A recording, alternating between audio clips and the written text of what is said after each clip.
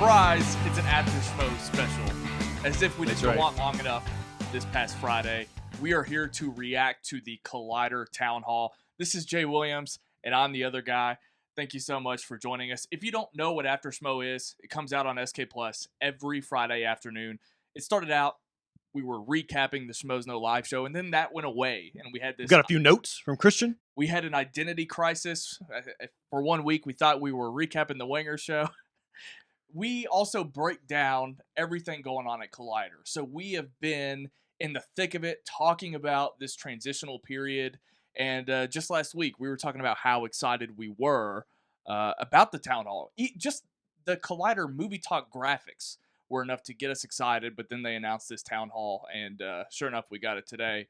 I'm Jaye Williams. How you doing? I introduced you. Okay, that's cool. So the Town Hall, if you didn't know, basically a recap of everything that After Schmoe's been talking about for the last 3 months. If you were to ask me, Snelling, what was your favorite part of the Collider Town Hall? I would say it was all of the times that they revealed our ideas. That's right. As their own. The whole time, I was just sitting there with a checklist.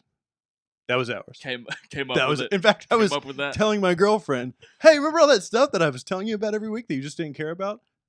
Christian basically said the whole thing. No, I'm just kidding. Obviously, we're joking. We love everybody at Collider. I thought this Town Hall thing was an incredible success. I didn't know going into it how I was sort of going to feel. Did you feel any sense of anxiety while you were watching it?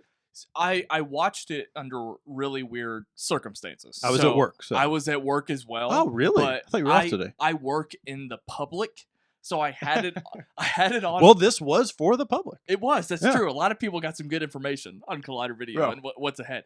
Did anybody where you work give out questions to you? Were you trying to field them like Marc Fernandez? No, but I didn't think at all about the language that might be used, and for the most part, it was pretty tame. But Fernandez threw out the F-bomb, and I had my phone playing out in public. I loved it too, and like Ellis said, he can do whatever he wants. He's the CEO.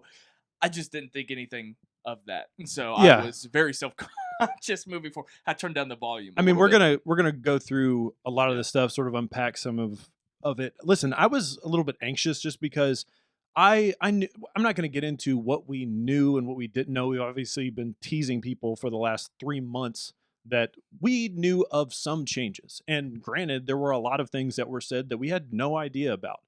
But with that being the case, I think even while watching this, I knew that this was a major, major, major milestone for the fans, because this is something that we have talked about so much, about a lot of the doomsday prepping going on with Collider and the whole Collider fan base. And I knew that, at least from my perspective, this was going to be sort of a flag in the sand. This was going to be a rally the troops sort of thing. And I just wanted it to go over as well as possible. We're recording this. It's probably, what is it, 7:30 Eastern Standard Time right now. So it's been a few hours. I don't wear a watch. From the Town Hall. Have you read the comments of the Town Hall? You know what? There's a lot of comments, first of all. Let me just say there's a lot of comments, and I did read them, but that doesn't necessarily mean that I have a good temperature on what they said en masse. How many comments did you read, if you could put a number on it? I don't know. A lot. I don't know Some would say too many. I don't know if I got to half of them, but I read a lot of them to sort of, again, take the temperature.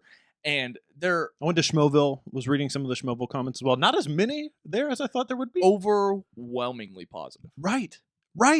Exactly. Which is so weird. Are these the same people that were doomsday prepping like a couple weeks ago? It's just, I don't know. Like they spoke about it so well. They did. They handled this whole thing so well. Let's just, I know we have a lot to talk about. Let me just throw out the first thing that comes to my mind, and that is Marc Ellis. I thought Marc Ellis absolutely crushed this thing. I thought he was fantastic. I mean, this is a huge task that he had on his hand to sort of maintain all this stuff. And I've just got to throw this out there. We were privy to what his questions were going to be at the top. That way we could sort of circumvent our questions. The fact that he threw out such, a challenging question at the get-go, I think was such an incredible move, simply because it not only sets the tone for the rest of the conversation, and it lets the fans know that we're not just throwing softballs here or lobbing softballs, but it also, I feel like it gave everybody at that panel a breath of fresh air. If we can get through this, we can sort of just open up. And it's safe to say that that was probably the one thing that was on everybody's minds. Yeah, for sure. Like, At least from a fan's perspective. to the point to where we were assigned, hey, feel free to ask us questions. So we thought all weekend about what we were going to ask, and I probably came up with 4, I think, ultimately. I literally racked my brain. I texted. At one point, I was just going to say, just go with yours. Right. I even ran past one past my girlfriend, and she was like, don't ask that. I was trying to be creative with my questions because I knew there were a ton of really smart Schmoevillians. I would assume that was the one thing that they were going to come up with. More than anything else, Right. What's going on with the personnel around here? What's going on with the people that we grew to love? What's going on with your friends, as they worded it? And they were not shy about how hurtful it can be to work with your friends and then not. And so, to your point, that was probably the best, hardest hitting question of the day, but Right. it was the best question to ask because it was probably the one that was on everybody's minds. That and I think programming were the primary topics, and then it was a lot of, okay, tell me the details about the train or the company in general and the ownership surrounding Marc Fernandez. Is that fair to say that those Absolutely. are the 2 heavy hitter questions? Yeah, I mean, I definitely think those are the big questions at the top, and again, I think Marc did a fantastic job at selecting those questions, Marc Ellis, and it's going to be weird to sort of talk about. There's not a lot of Marks in. Well, there's Mark Riley, and what's his dog's name? Mark. Yeah. So, anyways, what was I saying? Oh, yeah. So you were taking a census of all the Marks in the office. That's right. So we talked about Ellis. Let's talk about the other sort of person in the room. Let's just get the temperature on everybody at the table first, and we'll sort of break it down piece by piece. Marc Fernandez, not somebody that's on camera I was regularly. Say, that's what was interesting is that I've never even heard the sound of his voice. Okay. So I did see an interview with him on YouTube from years ago. Yeah, this was a while ago. When I was trying to make After Schmoe's, I didn't know who we were working for, so not getting paid, but working for. When I was making After Schmoe's thumbnail last week, and I put his picture on it, I Googled, Marc Fernandez complex collider, just kind of those keywords. Right. There might be 3 photos total that exist of him on the internet. You showed me the one with him and Michael Rappaport, which simply made me happy. I think that was actually from his Instagram. But as far as having it was like I just didn't know anything about this guy. He was sort of ambiguous, and I've heard his name obviously, and we've talked about him the past year or so since he's been prominently around Collider Video. But so for the first time, this is a CEO. He doesn't use words like ownership and leverage and arbitrage. It's hilarious that you're bringing that up right now because, listen. It's a Gary Vee reference. You and I, we watch things like Shark Tank. We listen to, I don't watch Shark Tank, but I know what it is. I've had the privilege. I get it. I've had the privilege in my life of being around a lot of business people and having meetings that seemed like this, and I walked away from it. And I'm interested in business. I'm interested in entrepreneurship. We both take in Gary Vaynerchuk content. We've talked about that in the past. But to see him sit at that table and have the types of discussion, you and I like stuff like that. That's what that's what After Schmoe is. It's not just a recap show, but we get a little bit meta and we break down business things going on with Collider. And I just was so interested. I was so invested in what was being said. And I mean, this is a guy who obviously knows what there were some times that he was saying things that were going over my head especially with the cryptocurrency stuff. Right. I'm sure we'll get into that too. But I just thought he did such a fantastic job again with his conversation. It could have been palling around and dancing around questions, but he tackled everything head on for the most part. This might be specific to us in general, but it's like, if we weren't movie fans or TV fans and we didn't watch or subscribe to Collider prior to this, if I stumbled across this video, it would have fascinated me just as much, which is weird. And I don't know how many people are going to be able to say that. It doesn't matter. Ultimately, you don't have to care. But it was funny that this video would interest me if I wasn't a Collider fan, because you would think that the Collider Town Hall would be for the most intimate and passionate fan base. But it's like, I was just fascinated to hear about the behind the scenes and the process. Yes. But I mean, that I would even go so far to say that our audience here on After Schmoe, not most of them, but I know that there are a lot of people here that just stop by to listen to us talk about the types of stuff that they were talking about on this town hall. And one of the things that I noticed about Fernandez is it seemed like the more it went on, the more comfortable he was getting, and even the more open he was getting, so much so that there were some announcements of things, some things said that I was a little bit shocked that they sort of threw it out as casually as they did. I'm excited. It's gotten me really excited. But I just didn't expect to hear certain things that I heard in this town hall. Let's talk about the news coming out. What stuck out? Stuck out? Is that right? Stuck out. What sticks out to you? Well, Jay, you know I love Cubans. Do you? Have you ever even had a Cuban sandwich? Yeah. What's on it? Anyway, Marc Fernandez. Interesting to hear a little bit of his backstory, by the way. There's dog hair on my microphone. The fact Just wanted that to let he you know changed his name from Marco to Mark, I thought all of that Yeah. was really cool. And just sort of reminded me a little bit of Roka's story, a little bit his background. Now I do have to take a deep dive into his background. But anyway, I'm sorry, going back to your original question.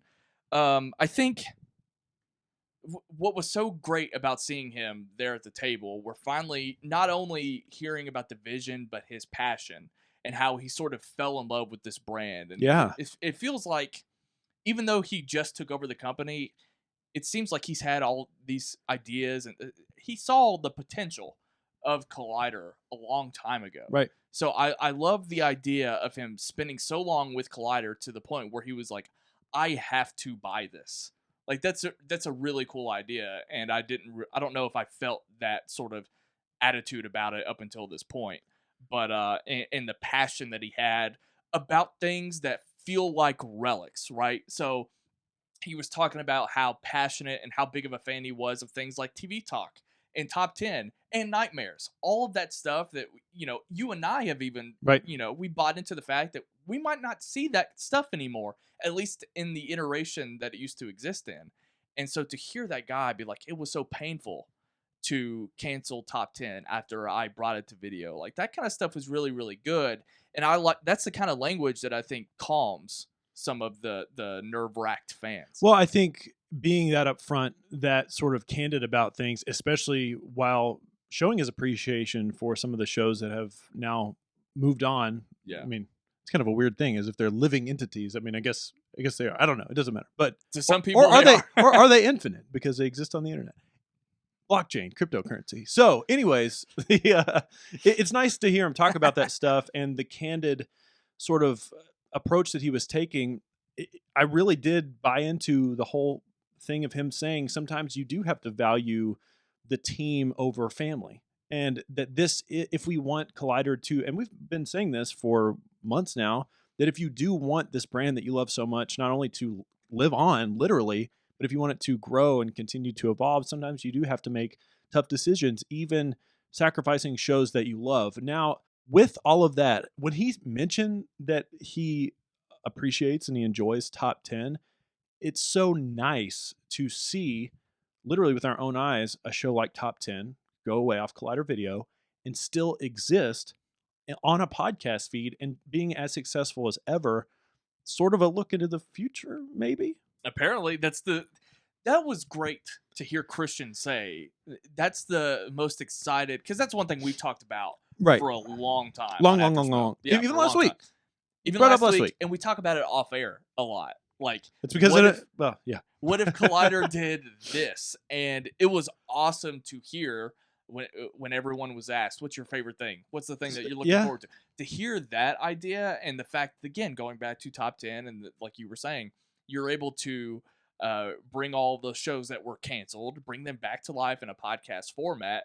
And that can also be the place, as we speculated last week, where they try out new ideas, and if something becomes successful, they can translate it to video. And so because we podcast, I was very happy to hear about that angle of Collider. So 2 things off of that. With all that being said, of course, I was very interested and intrigued and excited about this news of the podcast feed, because like Ryan said, we do that. That's something we are very, very invested in. So walking away from that discussion and that sort of revelation, I was curious if I was just sort of being excited because that's what I was interested in, or if that other people sort of shared that sentiment. I saw so many people who were asking questions, who were intrigued, who were just wanting to know, first of all, just excited about, even though we've been talking about it for a while, the fact that a TV Talk or a Nightmares can still exist in this format. One of the other reasons that I am so excited about a potential Collider podcast feed is because it's the room for potential and the room for just failure and mistakes is both made bigger with potential. Yeah. And it's also made smaller with failure because you're not having to deal with video, because the distribution is so widespread, so to speak. You can do things on a smaller scale while still distributing your content to just as many, if not more people. I mean, these are podcasts that are on Spotify, that are on iTunes, and all these things. Think about how the conversation goes when you and I talk about After Schmoe audio form, Right. And then the complications, like, don't get used to this. Yeah. But it becomes a whole entirely different conversation. Once we hit the lottery, and we can Right. literally recording this on a webcam right now. It becomes a different conversation. That wide angle cam, that's what we're recording on. Yeah. The wide angle cam at Collider. I'm just joking. Anyway. They went to that camera a lot. Did you notice that? Yeah. Why did they do that? Anyway, the conversation completely shifts when we're talking about doing this on video. So to have that utility, doing the audio shows, I think that's going to bring a tremendous amount of new content. Just a ton of new stuff will come out of this for sure. One thing that occurred throughout this entire conversation, and I have nothing to base this off of, it's just pure speculation, but some of the language that was coming out of Marc Fernandez's mouth was Fernandi. Some of the language that was coming out of his mouth was just how excited he was about giving people this platform to create content. That's one of the things he said towards the end of the whole discussion. And I hope that it was great to hear that people like Roca are literally bugging him all the time about show ideas. Yeah. And it sort of has made me curious or wonder if people in the past haven't said, well, let's just do Nightmares on our own, or let's just continue Top 10 on our own. I know that people are busy in the studios and this and that, but I hope people now are excited, are jazzed up, and are thinking about maybe being proactive. And like, I hope Cobster goes home tonight and creates 10 ideas for podcasts or shows or something that they could possibly develop, because it seems like that is what Collider is excited about right now. I know I have. Speaking of great personnel like that, one of my favorite answers, because I brought this up on After Schmoe, and people are still talking about it. It's been addressed, at least in the YouTube comments. People are still bringing up the post-Campea Collider, and this was naturally going to get asked there to Marc Fernandez, and I loved his answer more than, yeah, he gave some backstory, and a lot of it was stuff we already knew about, but to end the question on, I'm invested in Mark Ellis, and I don't know if we've ever made that specific point, because I talked about how Collider has existed without Campea more than it ever did with him. And the fact that he keeps getting brought up, I'm not taking anything away from him, but I'm kind of peeved at how romantic fans are towards that idea, a Campea Collider, when all of this is going on. It's like, you were given so much information in the Hollywood Reporter article and the town hall. It's like, so much has been laid out to you, and you keep going back to that. It's really, really irked me. And I thought the best answer that he gave was like, look, why are we all talking about this over here when you have Mark Ellis hosting the shit out of Collider Movie Talk? I get that, and I agree with you, but to play devil's advocate to a certain extent, this is new media. This is YouTube, and people are invested in personalities. I'm not going to put it past anybody who likes John Campea and would like to see him back at Collider. I have no problem with that. However, what I will say is, let's just call it like it is here. John Campea is doing really well on his own. He doesn't need Collider anymore. And the fact that, I mean, listen, now more than ever, he is a Chris Stuckman. He is a flick pick type of guy, somebody running his own personal brand. And I do get it to a certain extent that, yeah, it'd be great to have Stuckman at Collider. It'd be great to have all these people at Collider, but they are invested, like you're saying, in their own crew. And I get the intimacy point that you're making, because we talked a lot about that, especially with Ken, especially with Makuga, but it's also just been so long, and he makes his own content. It's like, I remember back in the day when I got into Schmoes Know, and it was somewhat separate for Collider Movie Talk, and I was taking in Chris Stuckman, I was taking in Flick Pick, I was taking in all of it. It didn't matter to me. I wasn't crying out, well, Stuckman should join Collider. I liked having it widespread. And so I would imagine that people can have, get their collider fixed because it's completely different than what he's doing over here.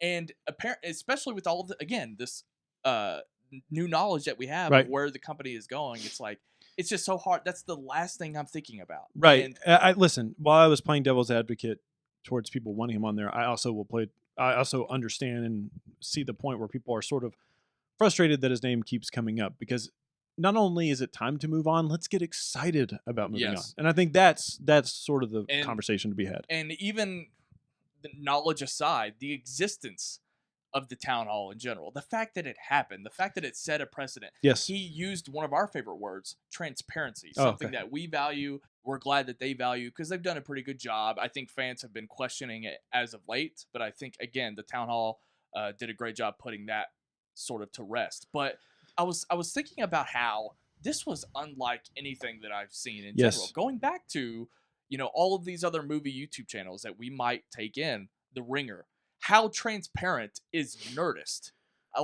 You can go listen to Chris Hardwick speak but he doesn't really run Nerdist anymore. It was bought from him. So it's like, how transparent are these channels actually with their audiences? And so it's unlike anything that we have in the space. So I think you are spot on with that. The fact that, and I'm not going to say it was 100% like this, but Complex owning Collider, as we mentioned last week, as Marc Fernandez said, the parachute is gone. With that being the case, this sort of transparency, getting to peek inside of behind the curtain, really, what's going on here at Collider, I want everybody to walk away from this having a little piece of ownership in Collider, investing in this company, obviously not with money, but with your attention. Today, in the modern era, the modern media landscape, attention is worth more than money. I guarantee you, because it's an investment. And the fact that people can invest their time with this now and watch it grow, they can see it grow before their very eyes. That's why we like to, pay attention to, I guess, people, if you like reality shows, or if you like these sort of, to follow along entrepreneurs and this and that, to watch their businesses grow. Now you can do that, and you can be a part of it. It feels grassroots. It feels punk rock. And I just hope people walked away taking a little bit away from it and having that sort of veil of this corporate identity lifted off, and it feel a little bit more independent, a little indie. Let's talk about some of the things that were reaffirmed here, things that we speculated on, things that were in the Hollywood Reporter, and then we'll touch on Frosty and Dennis and Christian, and then we can head out. So, our dog is allowed in the new studio. Did we get that confirmed? Still no sign of Cal. There's a lot more room, but there's more echo. So if there's a squeaky toy, if a dog barks in the new studio, cancel it. Cancel the episode. It's over. Imagine an echoing squeaky toy in that office. It'd be terrible. It'd be horrible. Or just a bark. Or like a fart. Fernandez threw out scripted television. He loves licensing, and they sort of quoted that in the article. He wants to have the place that everyone wants to rent out. And rent out content from. Right. Rent content from in terms of licensing. They talked about all their video game content. We got a little bit more into his background with video games. Real quick, let me stop you right there. Two things that I took away from this discussion. I could be wrong. This is just what I got from it. Of all of the new ideas and things that are coming, it seemed to me like the two things that are the soonest and closest to happening are the podcast feed, as well as a potential. I mean, he was really about a gaming channel. It seems like that is going to happen sooner rather than later. YouTube gaming, or do you think they'll go to Twitch? You know what? I would hope that they would go on both platforms. I think Twitch is fantastic to utilize for live streaming, and you can put content there, but short form content, podcast potentially, whatever it's going to be, shows should live on YouTube, in my opinion. Is there cryptocurrency on Twitch? I don't know. I would assume so. I think I'm too old for Twitch. But that's not true, because Ken is on Twitch. So that just tears all of that away. Sight and Sound and After Schmoe coming to Twitch soon, 2020. Comic Book Shopping Season 2. Did you get that nugget? It was just subtly thrown in I there. missed it. It's coming soon. Yeah, it's coming soon. Okay. I saw the guy from, forgive me, my name. Frank? No, the guy that does sneaker shopping, his name has escaped me, which people are going to rip me for. But regardless, I saw that he tweeted out, well, it's a massive show. I saw that he tweeted out that he wants to do a crossover with I mean, this is a guy that just had Michael B. Jordan on his show. He wants to do a crossover with John Schnepp, sneaker shopping with John Schnepp, and comic book shopping That with would this be guy. dope. He actually liked my That'd be great. tweet. That was my favorite thing from the day. Give me some Yeezys. The Would appreciate sneaker that. shopping guy? Yeah. Really? Because I said that crossover, I mean, what is this? The greatest thing to ever be recorded on video? You got a favorited tweet from that guy. Yeah. And Fernandez remembered your name. That's right. In fairness, my name is, I share the name of a Duke basketball player. You have an original name. In fairness, I started this show 2 years ago. That doesn't matter. He has no idea about that. He's never been informed by that. I can guarantee you. You know who else? You know who doesn't sit down and just has explain no things? idea? Christian. He doesn't just It's true. let me just explain to you how this works. You want to know who else has no idea who I am? Frosty Weintraub.